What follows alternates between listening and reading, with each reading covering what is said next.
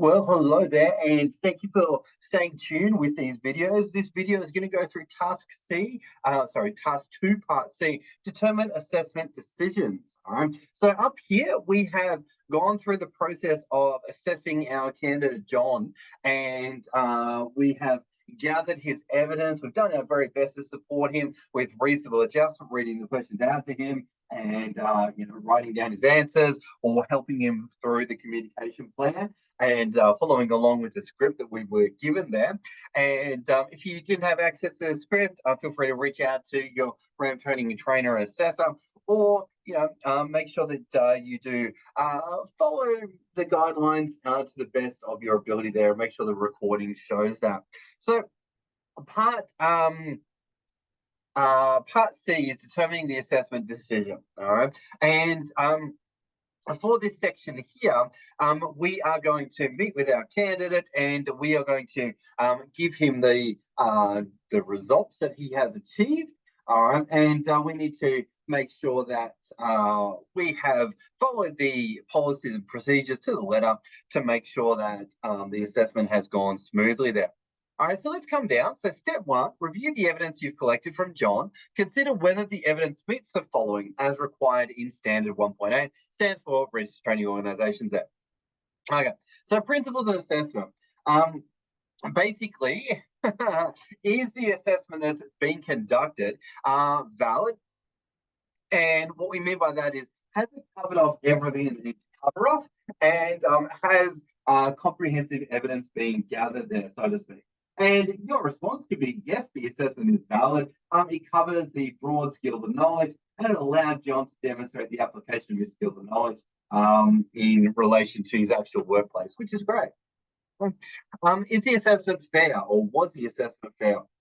Well, you could say, yes, it was, because there were multiple reasonable adjustments made, and there was a lot of contextualization done, so that it was relatable for him. So he wasn't, held back in any way, shape, or form. And it was a clear process for him to follow that.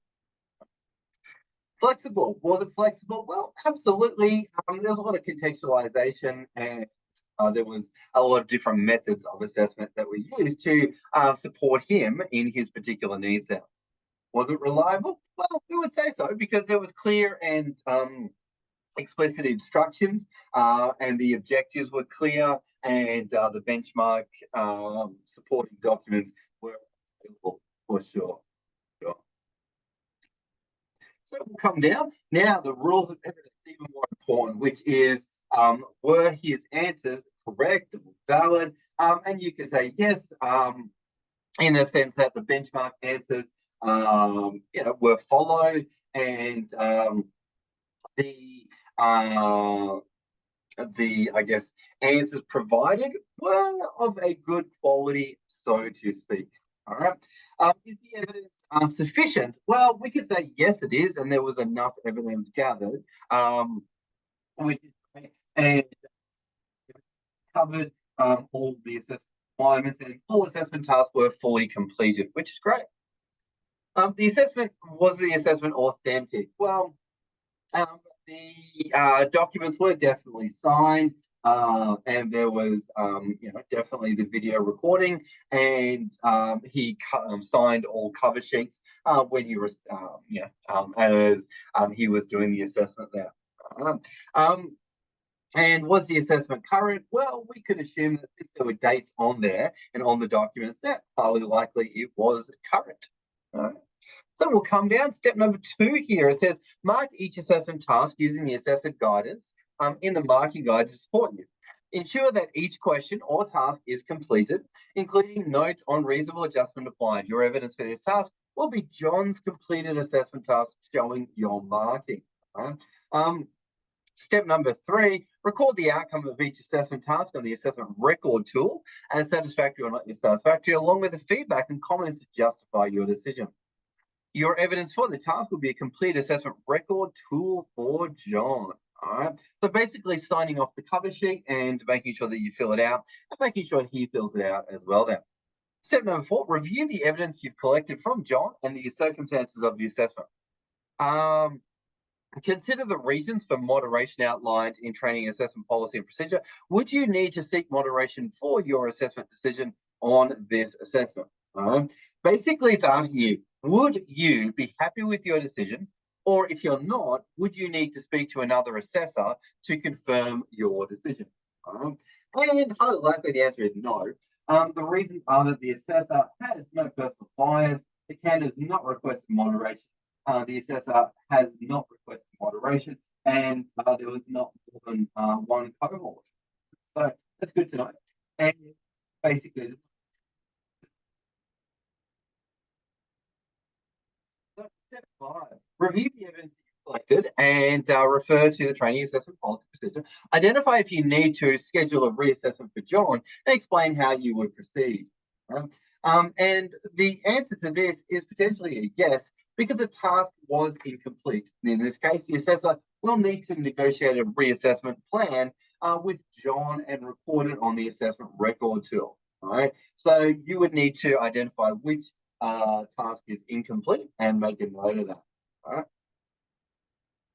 So then task 2, case studies. All right. And we can certainly see that as it is integrated as part of,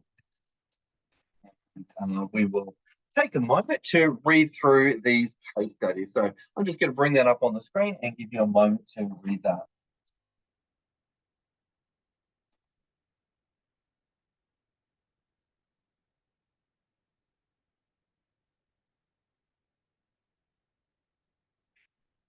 All right, so let's jump into it. So Harriet has been working at Quality Ed for 12 months as a full-time trainer assessor.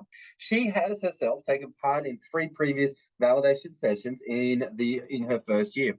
This time, she has been asked to organize a unit assessment validation session herself.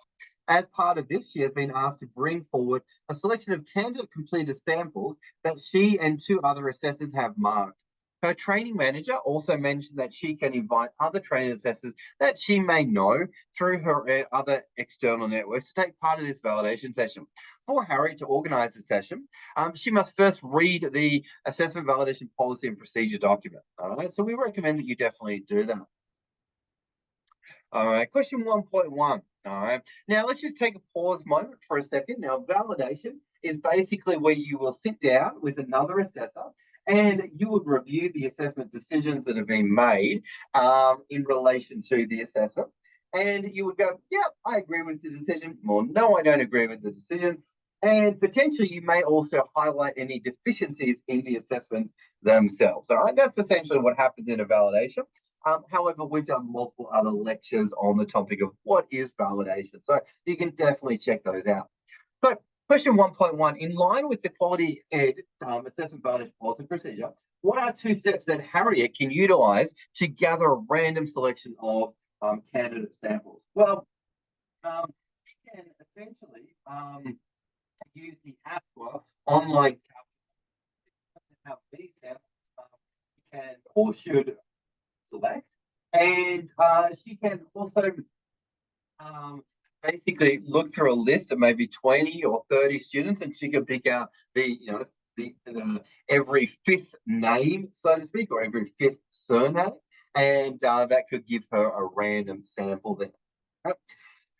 Cool. All right. However, she would want to pick students that are from various cohorts, and definitely not just students that she herself has assessed. So we'll come down 1.2 here, and let's check out the question. Harriet has been asked to arrange the validation and take part in the panel validation session. Will she also be able to lead the validation and determine the outcomes of the session? Explain the specific legislation behind your response. And let's just go straight to it. Cannot be the leader.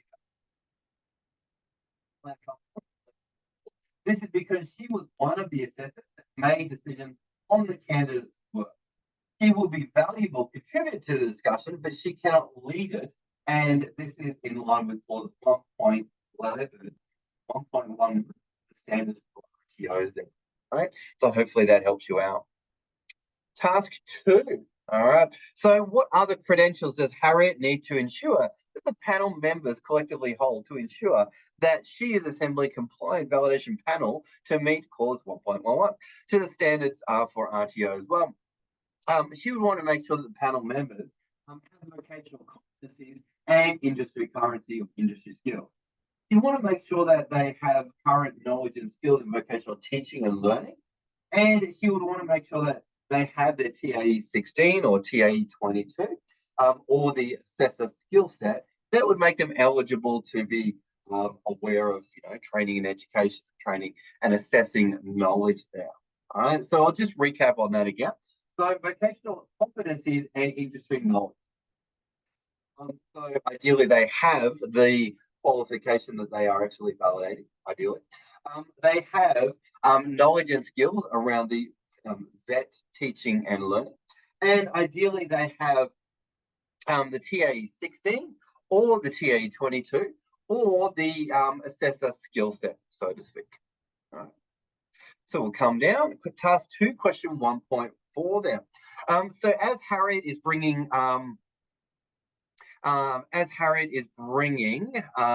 the one or more external trainers and assessors to the validation, what steps can she take to ensure that the privacy confidentiality of the candidates are protected in the process? Well, ideally, she would want to redact the student names or lock them out, and she would want to make sure that the students' names cannot be identified when someone reads through the documents. All right, that's good practice there. So then we've got task 1.5, preparing for the validation session. All right. So Harriet has been asked to send her validation panel members an email to outline the validation agenda for the session, including the ethical code of conduct and behavioral expectations there. All right. And what behavioral and ethical expectations information should Harriet outline in her email in the session to the session participants to prepare for the session? List at least 4 expectations. All right. Well, ideally, you would want to say things like encouraging people to be respectful of other people's ideas. Do not get defensive. All right. Stay objective. Share knowledge. Listen to whoever is speaking at the time. Take notes. Do not pass any derogatory comments. Respect the privacy of all individuals, and anti-bullying. Else have we got? Follow any safety policies and procedures that are in place on the day. That should generally set up the guidelines for acceptable behaviour. So that is pretty much some questions around setting up a validation session and making sure that the validation goes well there. So submission requirements, well, we've got the contextualized version of the assessment completed by you and John, marked with feedback. It's very important that feedback can be identified. Complete assessment record tool, so that's a cover sheet, task 2, part D there. All right. So we can kind of come down, and then task 2, part C, we want to confirm whether principles of assessment met rules of evidence. Mark each task referring to the assessor guidance, including notes on a reasonable adjustment. All right, so this is what your RAM training assessor is going to be checking off as they mark your assessment there. Record judgments on the assessment tool, so that we're going to be looking to make sure that the record tool has been filled out. Consider whether moderation is required. Consider whether reassessment is required. Okay, so we're going to come down. And then we've got part B, part D, which is providing John with the assessment results. And we'll tackle that in the next video. Thanks for watching, team. And that, folks, was task 2, part C. Thanks for watching, and we wish you the very best with that task.